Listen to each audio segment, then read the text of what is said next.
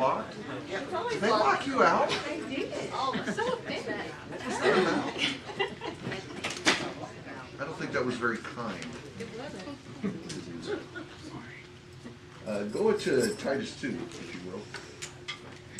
Titus 2, we'll start. It's okay, come on. You can come back to your spot if you want to. All right, sorry.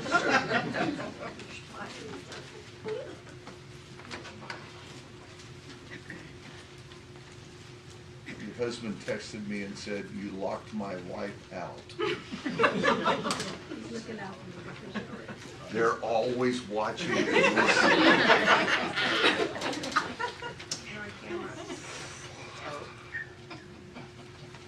Okay, and John is here. That means we can start. Let's pray together. Father, we pray you will give us a heart to care deeply about those around us who are lost, and to model before them the life that would make your message attractive and draw them to you. We pray that you would use us as your instruments. In Jesus' name, amen. So can y'all remember back to last Sunday night? Or is that a week gone and gone forever? Because Sunday night did not at all go like I expected. I was going to go back and touch a little bit on kindness and move on and do a completely different topic. And then we just spent all that time talking about what kindness looks like in life, which if I can be plain with you, is exactly what I hoped we would do in this class. So I'm delighted with what happened last Sunday night. And I wanted to stir your minds about that because I would like for that to continue to happen. I appreciate Greg's going door to door. I'm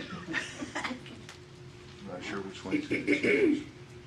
I'd like to see you continue to share your experiences and your thoughts because I can't begin to know what your lives are like. I live in a weird little bubble. Come on, Greg, it's good. Come on.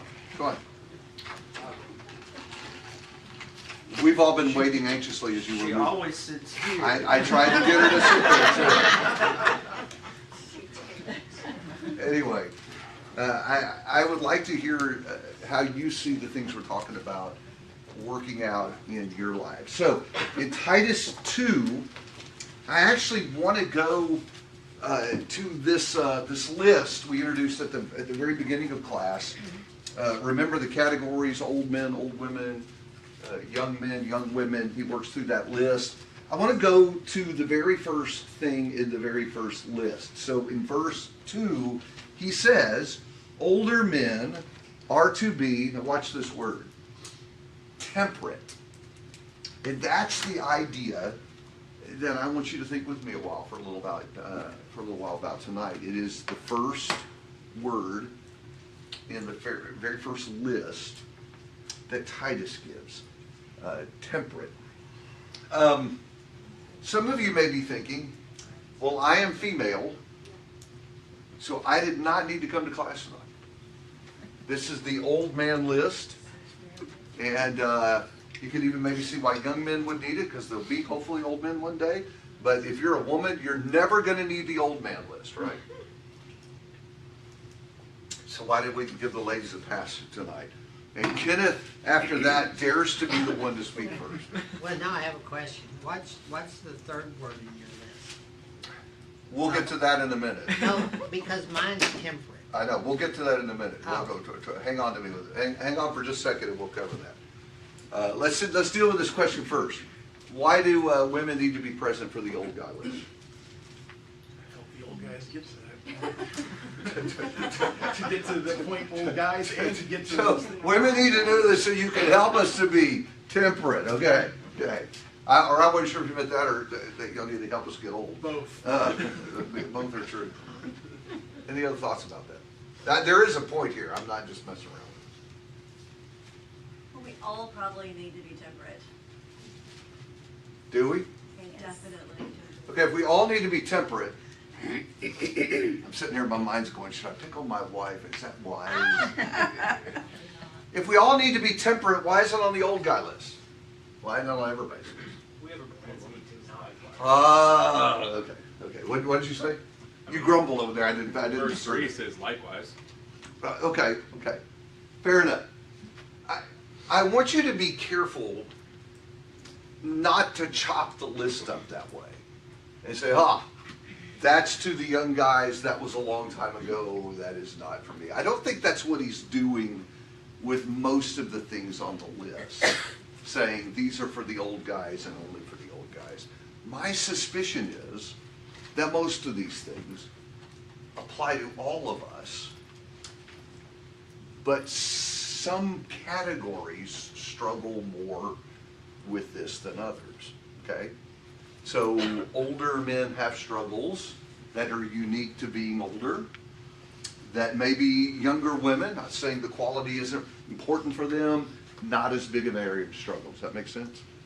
And so I often think there's more behind the New Testament lists than we appreciate, and they probably need some more pause and some more thought, okay? So, yes ma'am, ladies have to stay. Okay, Go ahead. I'm here. The scripture that says fathers do not provoke their children to wrath, I think that's more prone to men. Not that women couldn't do it. No, go, yes, yeah. You know, I had a but- mom. But I think fathers, watch that, Yeah. and I think that's this. Yeah, I think if you It's think, similar. yeah, I think if you think about that, you can see how that works. That there are going to be certain qualities that will be a bigger struggle for one group over another. Okay, so I think it's a struggle. It's a characteristic for all of us to ponder. Now, see, Kenneth, I was coming to you, bud. I just need you to hang on one more line down the page. That's No all. problem. And that is, I am interested in how the translations differ, and this will be to some degree a word class. And so when you're working the words, I would invite you to look in different translations, because especially with this word, I'm guessing this is the first word in the old man list, right? And I bet you're reading in a Bible, many of you, that doesn't say that. What does it say? How many says sober? Raise your hand, let me see. So that's how many KJV people we have. Oh, the minded people are the ESV crowd. How many are you with Jeff on the ESV crowd? Yeah, sober-minded. Minded is an interesting addition there. Anybody's read differently than that? Have a different word there. I have all the versions here. I'm sorry, you have what? All of them. CSB says self-control. Oh, I thought you were going to keep going. No, that's good. That's good. I did not want to talk over. I've already gotten in trouble from your husband and I did not want to talk over. Temperate, self-control, sober-minded, and that's Spanish. Temperate, What's the sober, Spanish? sober. I can't read it. I'm not even going to embarrass myself. That's probably Greek. I don't know. Chinese, all of that. But most What I of was them reading, say- the only word I saw was level-headed, which I thought was an interesting word to have there. One of the reasons I want to explore that is I don't know that we use the word temperate a lot. Do we? I'm trying to think if I have used that word in a sentence in the last 5 years, and I am not sure, unless I was reading the Bible, that is part of my vocabulary, right? So, pause a second.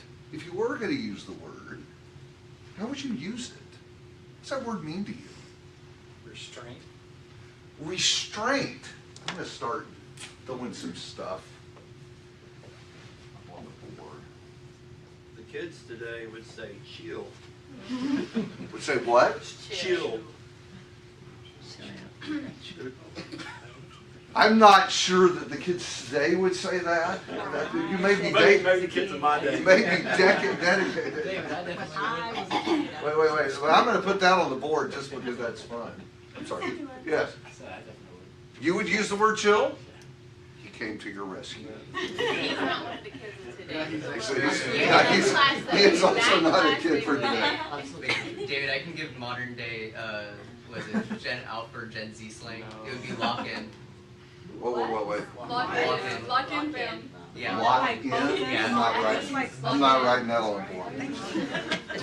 Out of curiosity, I will tell you, I can think of a setting where I might use the word, this word temperate, but it would not be to refer to people.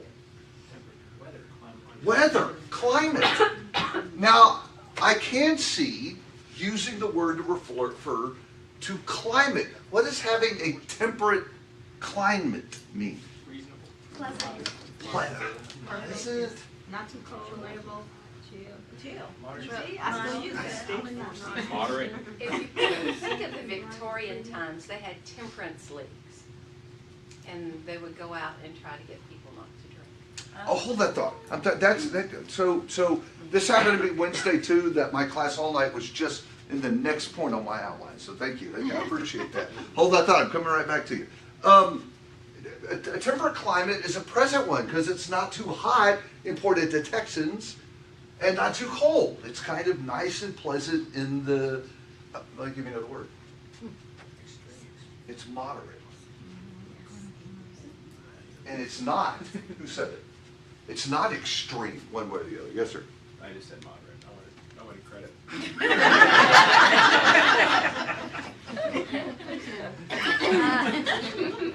Own it, buddy, own it. It's all yours. Mark gets moderate all night long.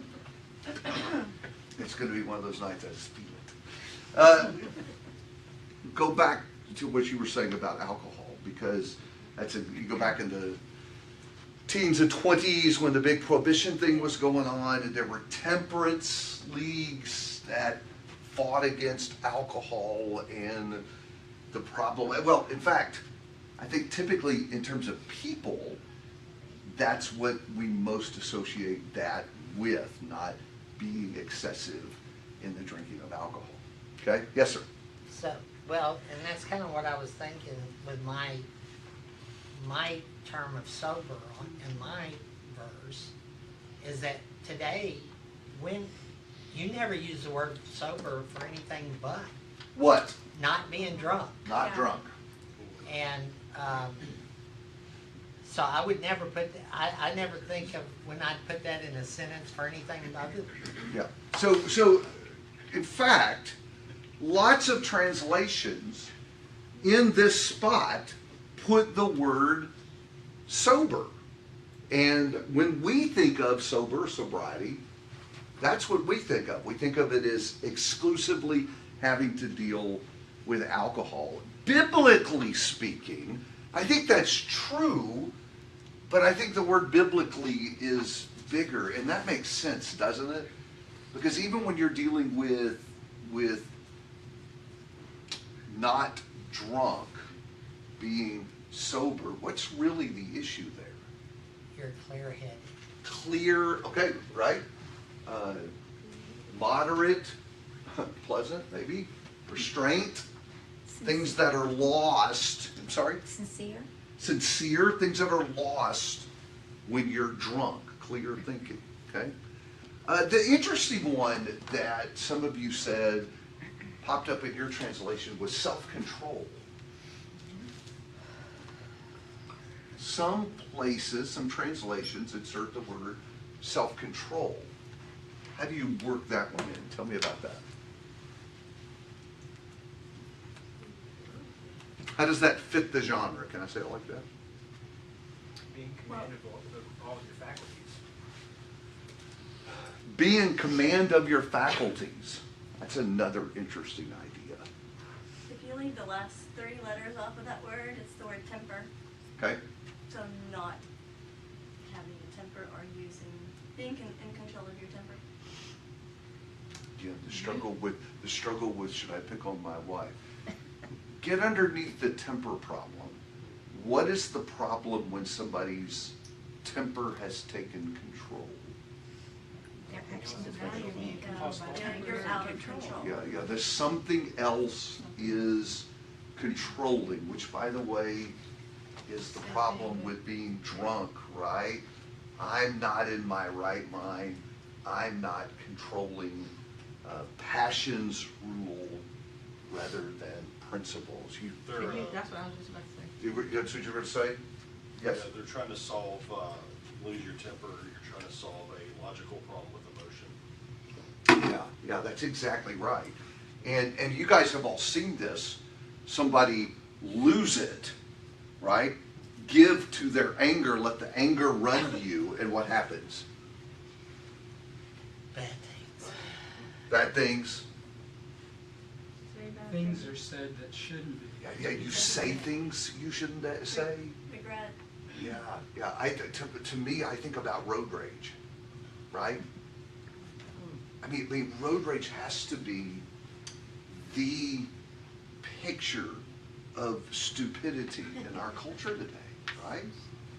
Because what typically starts road rage? Me. Don't go too deep with this. I'm talking about literally. They lose their temper. Yes, I know that, but what instigates it? What's They don't the? get what they can't get them and they want to get them. Something happens in traffic, like I feel like somebody turned out in front of me when they could see I was going a certain speed, which means what for you? They're being inconsiderate, and maybe I'm inconvenienced because I had to slightly slow down, which just proves to me you're not a good driver because you're doing this right as the Tetris game and you just whip over in the other lane, and that's slow down. So I'm calling for you. If you see me on Luetti, you know this is true. But my point about that is it's a petty little thing. And you do realize there are people in Huntsville that are in jail for the rest of their life because they were going to settle a score with someone that cut them off in traffic. There's a word for that. Stupid, yeah. Royally. How do you think that looks to him today when he's eating chow with the inmates? Wow. Yeah. So that's what happens when the mind doesn't run the show anymore. And then the other word used in some of the translations is the word level-headed. How about that on the word? Tell me about level-headed. You're reasonable. Reasonable. Okay? What else do you think of when you think of level-headed? Calm. Not making rash decisions. Sorry? Not making rash decisions. Or, yeah, not making rational decisions, not being, being rash. Thank you. What else? Don't say what you're thinking. That is phrased in such an interesting way. Sometimes there is a need to control what's coming out of your mouth that you've got in your head. Be rash. Control what's in your head. What's that? Level-minded is controlling what's in your head. Well, that is the deeper thing, right? So I just read through a bunch of places to grab definitions and look at the list on the board and think about this. Clear-headed, moderation, I think that's up there. Serious, I think that's up there. Mental clarity. Restraint, that's up there. Impaired. Those were all words that were used in the definition of temperate. Question. Give me the picture now. What do you see? What does it mean to be temperate? Put it all together. You have your mind. Sorry? You have your mind under control Come on, guys. Mind under control. in all situations. In all situations. Okay? Great. Someone else, what do you think? Put it all together. What does it mean to be temperate? Someone who doesn't act quickly. Someone who doesn't act quickly because they are In control. Well, in control, but also trying to actually evaluate something before they respond, right? Yeah. Instead of just reacting. It's responding, not reacting. Yeah. If we start thinking about this, do y'all start getting proverbs in your head that are just directly connected to this? Like a city whose walls are broken down is a man who lacks self-control. A gentle answer turns away wrath. Right? Emotionally mature. Sorry? Emotionally mature. Yeah, emotionally mature, in control, calm. Mark Richardson fussed at me last Wednesday in the Ephesians class because I did not use the old King James word, circumspect.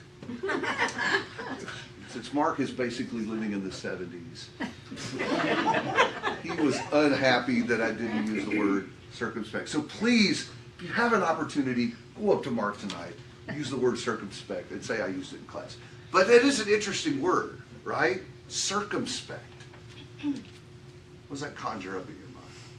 Going around the world. Going around the world. Sensitive to you there, Kenneth, but I think that's a different word. It makes me think back It is. to the word reasonable. Slow, so you're listening to understand what's going on around you before you respond to that. And if someone Interesting. is saying something that seems first unreasonable, you wait and think about it and go, Yeah. For some reason, when I think of a person, thank you for that, when I think of a person who's circumspect, I think of somebody that's looking at the path in front of them, right? And they're thinking about where they're going, what they're doing, what they're saying. Like how they're walking doing. that narrow way, just keep it straight. Yeah, walking that yeah, narrow way. exactly. Now, I want you to look at the third word in the old man list. We're in Titus 2, guys. I want you to look at the third word in the old man list and tell me what it is. Mine says temperate. So, Yours says Temperate. temperate. What translation is that? New King James. Yeah, okay. you're out. Self-control. All right, so Self-control. Sensible. Oh, you guys, ESV people, I knew it. Sensible. The problem it translation. goes the proper. The proper translation, yes. It's the Jeff approved translation. So, isn't it interesting that translators, in some cases, actually flip these two words? One uses sober in one spot and temperate in the other, and the other reverses it and does the other thing with it. So what's the Greek? That's what let's get Jeff in here. Figure You know what? If you wanted the Greek, you are in the wrong class. Next door. But it is interesting, and I would say that that I want to be careful that we don't think it hinges on knowing the Greek. I'm really more interested in messing around with the text and seeing what's going on with the text. What does it tell you when translators usually use this? Translators actually use the same word, right? And then flip it. What does that tell you about the two words? These are very similar ideas. So why use both words? Why not just use temperate or sober and be happy with it? Emphasizing it.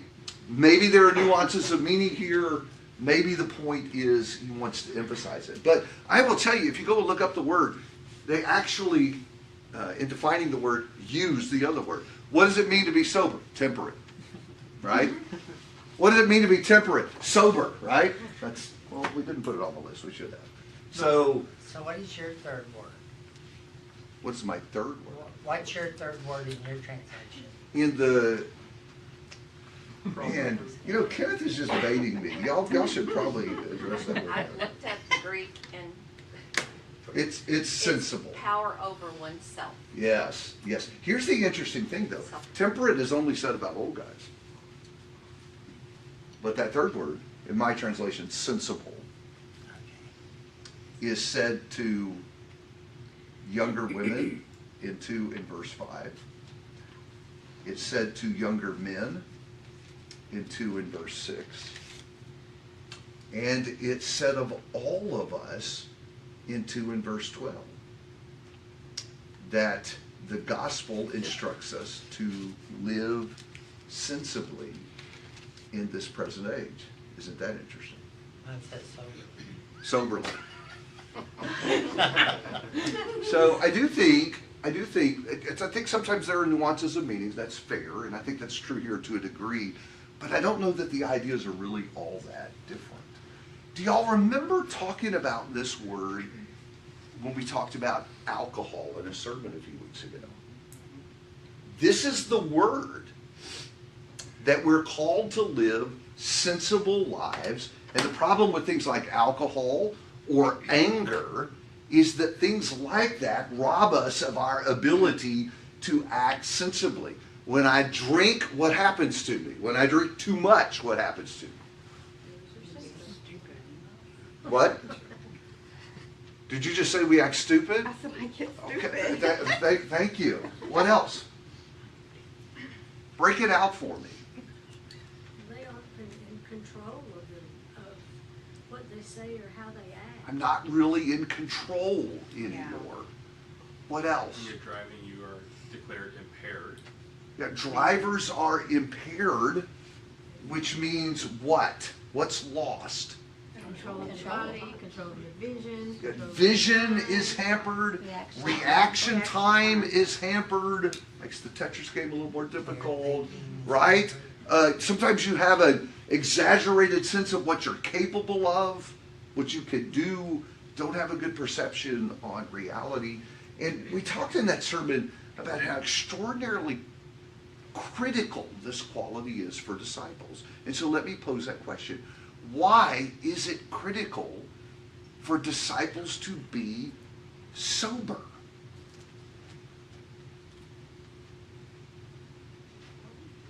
I didn't think that was a hard question.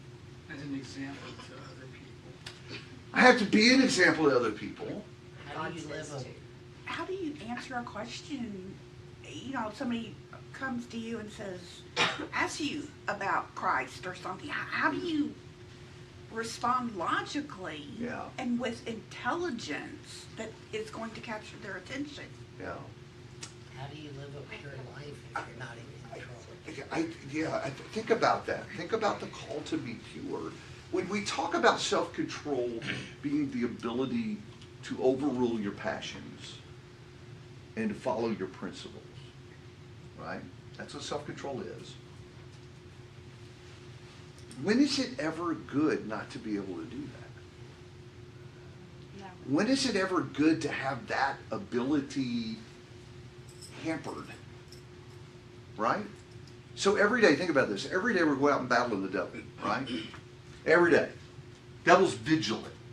He's after me. And so when Peter talks about it in 1 Peter 5, he says, be sober. Don't let anything cloud your mind.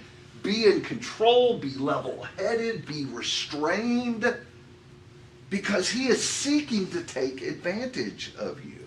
And this is what is lost when we let our anger get control of us, or when we cave and let alcohol control us. It's the problem with drinking.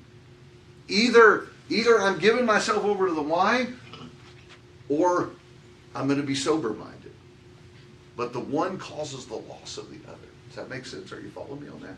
So as we battle the devil every day, I think this is one of the most critical qualities we possess. And so we go through Titus 2, and what's he saying? I want my people to be sensible.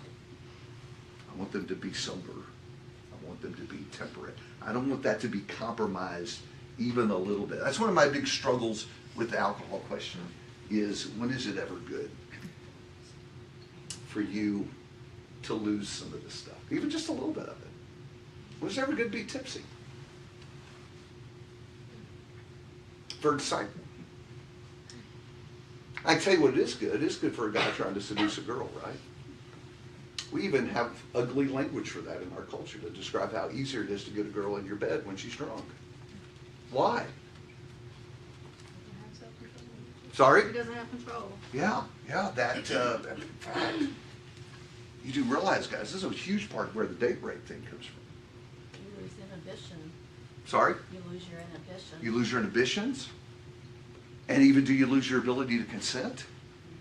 And now we get into a whole legal nightmare of two people who've been drinking and start doing this stuff and trying to figure out where was consent and all of that. What's happened? I've lost my ability to do all these important things. And that's the nightmare that we've created in our culture because of that. Okay? So, he gets all of us here. I know we started with old men, but before he's done, really with these two words, he encompasses all of us. It said, I want you to exhibit this quality. Now, we spent 30 minutes on that. And the question we're supposed to be asking in this class is, how do I live a life that's going to impact lost people around me? So, we need to take the next 20 minutes and figure out what this has to do with living before people who don't know Jesus. Talk to me a little bit in your mind about how you see this quality exhibiting itself in life. What's a person look like out in the world living among lost people when he possesses temperance and sensibility. You want in on this? Yeah, I mean, typically it's been someone who like looks different, seems different. Like at work, people ask a lot, like it's something that gets brought up a lot. It's like, well, why don't you want to go do this, or why don't you talk like this, or why don't you act like this? Like, and then like, why do you always say like you'll pray for me, or why do you always say that you want to know what's going on with my family? Like there's something different about you. Okay. So I think it just stands out in general with people. Do you think? Thank you for that. Let me dig a little deeper in that spot. Do you think people typically live self-controlled lives? I think they think they do. I mean, we think we do. We think we're self-controlled, not realizing that there are other things controlling the decisions. Yeah. we make because we're not peer pressure, so Yeah. level-headed or. I think that almost everyone has some area of their life where they have self-control. Like the guys who actually think it's cool to get up at 4 a.m. and go to the gym. That's pretty disciplined. I'm drinking coffee if I'm getting up before then, not pumping iron. But then it comes out in some other area where that's lacking. I think we all battle self-control in some area of our life. Let me frame it up this way. What kind of circumstances would people tend to see the lack of restraint and the lack of moderation and the lack of self-control? And pressure situations. Okay, pressure. Which is why he's telling old men, because as men get older, we lose our filter.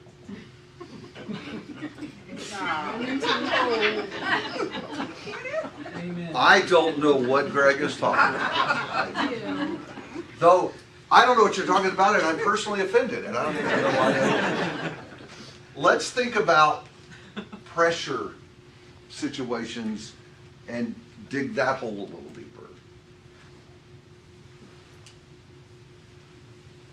Well, you can call it pressure or stress, but. Stress? If you're working in a work environment and you have any kind of role that involves management, leadership, or whatever, that's a huge factor. Stress, okay. It puts you in situations where you're really questioning, how should I act, what should I say, what should I do? My boss wants me to do this, but I don't really think that's right. Okay. Type things. Okay, thank you for that. What other circumstances where we find ourselves struggling to do this? Driving on Luetta. Or anywhere. 3 rows a day. That was both tacky and correct all at the same time. I mean, I was poking fun. Let's be real, dealing with your spouse or children. Okay. I mean, it is. Okay, but what are the feelings that are coming out when we're Anger. Anger's a big thing with guys, okay? right? Okay, let's keep going because I was waiting for y'all to get to this. I think what's that? Just feelings. Just feelings. All of the feelings. Anger. When Frustration. I am mad about something, right? Then anger becomes like an intoxicant, and all of a sudden, I'm not level-headed anymore. Because you guys, surely you guys, I'm not going to put you on the spot, but you have known people who most all the time are very rational, reasonable people, and then there was that moment where they lost it. And you thought, oh my goodness, where did that come from? Right? We know exactly where it came from. So other things other than anger. Impatience. I'm sorry? Frustration. Frustration? I said impatience. I've said this already 5 times now, kind of thing. She's She said impatient. it. Do you want me to link this back up here? I was just giving an example. Okay, She was cracking out. that kind of felt like children, right? All right.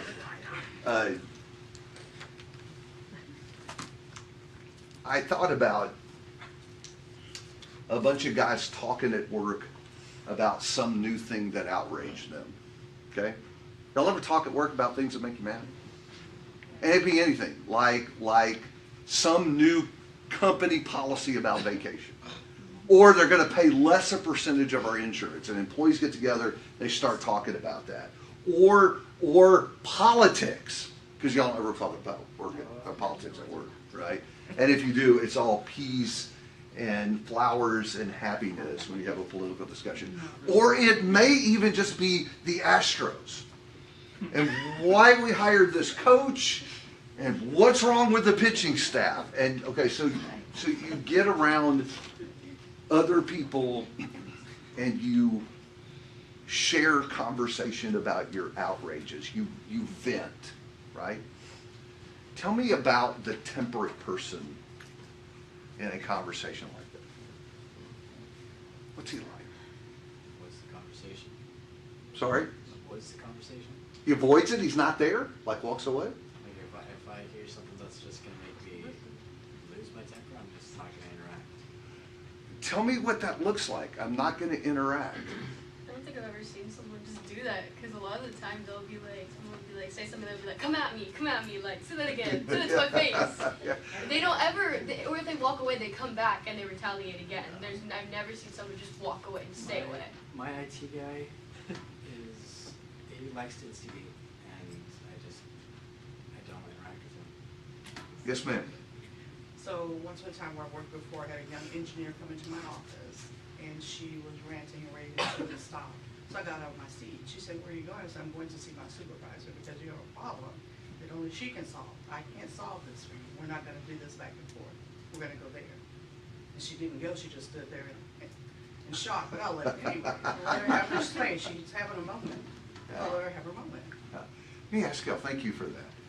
Have you ever seen someone that's in one of these venting crowds that just said nothing? Just quiet. And maybe what they did is they let everybody get vented, and just about the time all the venting was played out and everybody was just tired of complaining, they spoke up and said something brilliant. You seen that? That's beautiful, isn't it? It's great. What's that? Be that with your kids. He's bringing the family back into this. I raised 2 boys. I know how that goes. I don't know if I'm being recorded or not, so I better not. I'm not even going to reply to that. Yes. I have been dealing with my children when they were younger.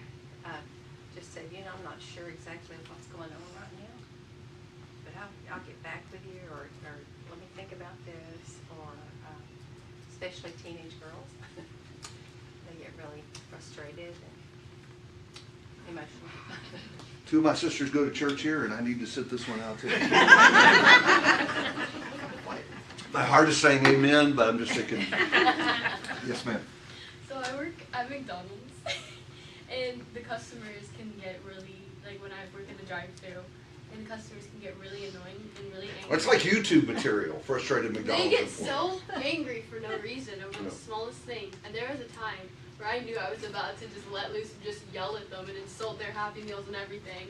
So my coworker Danny takes my headset and says, "Go walk." Yeah, there you go. Well, we get pulled into these things. In fact, that kind of was another category I wrote down in my notes, and that is, what does a temperate man do in an argument when he's being verbally assaulted and insulted? It's not just someone's disagreeing and disagreeing hotly. It becomes a personal attack against him. How does somebody with this quality behave? How did Jesus do it? Because he had a lot of it. I have to walk away. You gotta walk away? I have to walk away. I do not have self-control of my face. And then my words start, so I've had to get up and walk away, absolutely, especially at work. Yes, sir. And normally and the few times it's happened, normally something happens that helps. I run into someone pleasant, or and then I'm like, okay, let me get. That was so minor. I just needed to get away from it, and then it's all good. But I had to remove myself from the situation. Yes, sir. Thank you for that. You know, I had a boss that was like that, and all he would do is he'd just sit there and look at you, and then when you were done, he would just say, "What else you got?" That was it. I think the temperate guy is the guy that doesn't take the bait and chooses quietness more often than engagement. Right? But does it take the bait with the emotion, or does it take the bait with the answer? Because if you're responsible for a team of people, Sure. and you've got other managers, departments coming at you, have the bone to pick with your team, you can't just not reply. So if you're in that situation, you have to reply, but you have to reply calmly as you can, and be sensible and logical with your response. So you have to keep as best you can, keep the emotion out of it. So in certain 51. situations, you can't just walk away. Proverbs 15:1. Yeah. The gentle answer. It depends on the power dynamic. Okay. Want to unpack that? Sure. So, you're gonna react differently with, say, your boss versus you are the boss. Oh. So, and there's so many different examples of that. I mean, I think everybody's got a story on that. Yeah. Back up a little bit to 2 Timothy, and I want to remind you of a passage we looked at last week, because it's almost the roadmap to deal with exactly these kind of situations. Remember 2 Timothy 2:23? This is the temperate man in an argument. But refuse foolish and ignorant speculations, knowing they produce quarrels. The Lord's bondservant must not be quarrelsome, but kind to all. That's why we went there last week. Able to teach, and so he is saying something great. Patient with wrong, with gentleness, correcting those who are in opposition. Then it goes on with a spiritual angle on that. But you see the point, right? It's not saying don't speak, right? It's saying don't take the bait to get into a battle with somebody. So kindness is still in play. Answers are still in play. You just don't become like the person without God. Yes, ma'am. So yeah, in verse 8, it says sound in speech which is beyond reproach, so that the opponent will be put to shame. Yeah, exactly. Yeah, that's exactly. The goal is to win them over, right? So I just want to give y'all an example to think about. Because as I worked on this idea, I actually think we have a person in this church who beautifully before us all the time exhibits this quality. Yeah, it's Randy. How many of y'all were thinking Randy when I said that, right? Okay, so I have to tell you something. I've known Randy since I was a high school kid. And he actually taught at my school. So I've known him a long, long time. Randy's one of the wisest people I know. I don't bug Randy with questions all the time. But I got to tell you, when I have a heavy question, I talk to Randy. I want to know what he thinks about it. But I have sat in so many meetings over the last 6 years with Randy. And I would say that I have heard him speak less than any other person in the room. There are many, many, many, many meetings where Randy says absolutely nothing at all. And a few meetings where I've thought, dude, say something. Because you know he's got it, right? It's there. He just sits quietly. But there are times where Randy raises in. And it's usually at the back end of the conversation where everybody's kind of said all they're going to say. And they say, think about this. And it's usually like 3x5 card size, right? Just this little bitty, quick, maybe a sentence. And I wanted to mention that to you because I think he's a great example. If you want to know what temperate looks like in life, watch Randy. And I think he exhibits that. And in that way becomes an example to us. Okay? Tell me how this might impact an outsider. If you lived a Randy-esque life and set that kind of example and behaved that way, how would that influence somebody that was not a disciple? Maybe make them think about Jesus. So, David. Okay, if you're going to sit in the corner, you have got to be. I know. So, in the 2 Timothy passages, the 26th verse, and that they may come to their senses and escape the snare of the devil, having been taken captive by him to do his will. You know, I wish I thought about this when I was a young man and getting into these confrontations, but instead of looking at that person, understanding that they're doing what Satan wants them to do. And maybe if I'd really thought about that, I would have handled it differently. Because as a Christian, I should be doing just the opposite.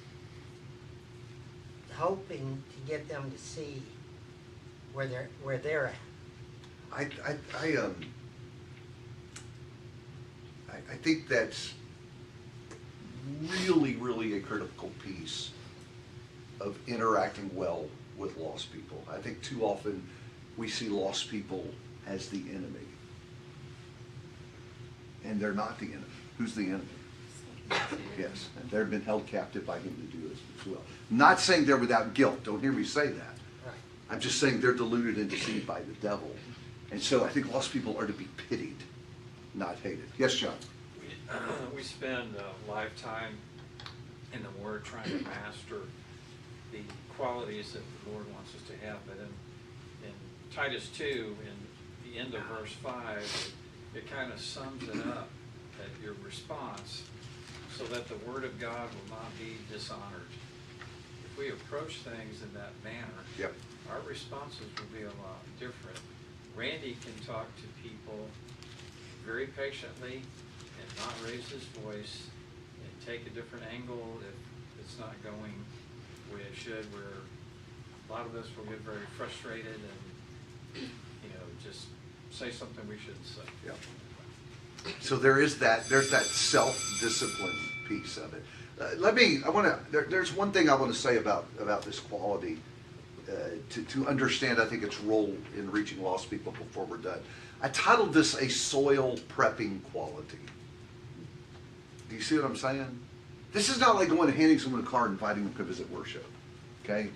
This is a long-term way of behaving that I think causes people, I think Mark said something about this in the beginning, to pause and take note.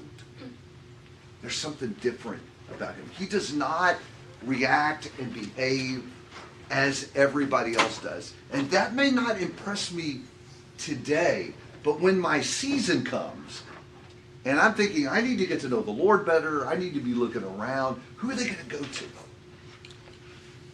Who are they going to talk to? Yes? I mean, even the friends of our kids at school, friends of their parents, whatever. Like we've had some conversations with quite a few of them as of late, and I think it's interesting that we can have some of them just don't believe in anything. Right. They think it's interesting that they can talk to people sensibly about differences in how they view things or how they haven't thought of things before, and how they're like, man, it's like really encouraging to be able to talk to a Christian and not feel like I'm immediately the issue because I'm not a Christian. Yeah, think how valuable, thank you for that. Think how valuable this trait is in a culture that is increasingly so hostile about everything. I mean, you're either on the right side or the wrong side, and if you don't agree with me political, I'm not sitting by you on the airplane, right? I mean, it's that kind of really, really hostile setting. Think how noticeable a temperate person would be, who can have a reasonable conversation with anybody, right? That's Matthew 5:14, guys. That's a city set on a hill. So we're called to be. All right, we'll pick it up next week. Thank you for the help.